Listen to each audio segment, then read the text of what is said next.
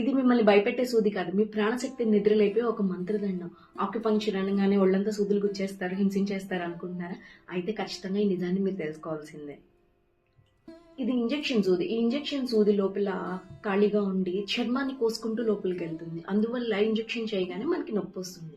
కానీ ఆక్యుపంక్చర్ సూది అలా కాదు, మన హెయిర్ కంటే చాలా తిన్నగా ఉంటుంది. ఇది చూడండి. ఈ ఒక్క ఇంజెక్షన్ నీడిల్లో ఇలాంటి సూదులు 20 పడతాయంటే మీరు నమ్మగలరా? ఆక్యుపంక్చర్ అనగానే అందరికీ ఉండే కామన్ పెద్ద డౌట్ సేఫ్టీ గురించి. Acupuncture needles 100% single use disposable. Once ఒకసారి యూజ్ చేసిన తర్వాత తిరిగి అదే పేషెంట్ కూడా యూజ్ చేయను. వన్స్ ఒకసారి తీయగానే అది డస్ట్బిన్ లోకి వెళ్ళిపోతుంది.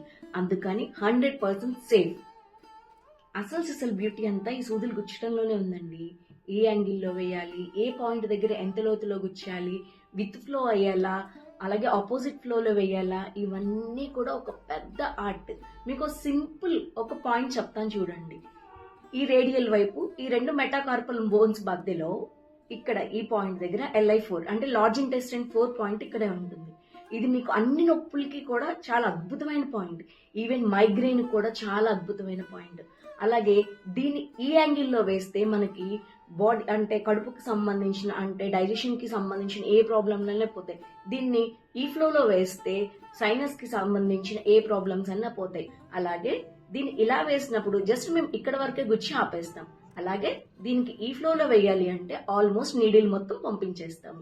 అలాగే ఈ ఫ్లోలో వేయాలంటే ఇలాగా కనీసం దీనికి బ్లడ్ కూడా రాదండి. అది ఒక పెద్ద ఆర్ట్. ఇది కేవలం ఓన్లీ సూదులు గుచ్చేయడమే కాదు, ఇది ఒక శాస్త్రీయమైన నైపుణ్యం. అందుకనే మీరు ఆక్యుపంక్చర్ ని నిపుణులైన ఆక్యుపంక్చరిస్టుల దగ్గర మాత్రమే చేయండి. ఎందుకంటే నిపుణులు ఎప్పుడు 100% సింగిల్ యూజ్ డిస్పోజబుల్ నీడిల్ మాత్రమే వాడతారు. ఇది మీ ఆరోగ్యానికి, మీ భద్రతకి ఒక గ్యారంటీ లాంటి. మీకు సూదుల మీద భయం పోయింది అనుకుంటాను. మీకు ఇంకా ఆక్యుపంక్చర్ గురించి ఎలాంటి వివరాలు కావాలన్నా నా కామెంట్ లో తెలియజేయండి. మరింత ఆరోగ్య సమాచారం కోసం మా ఆక్యుసిద్ధ ఛానల్ ని సబ్స్క్రైబ్ చేయండి.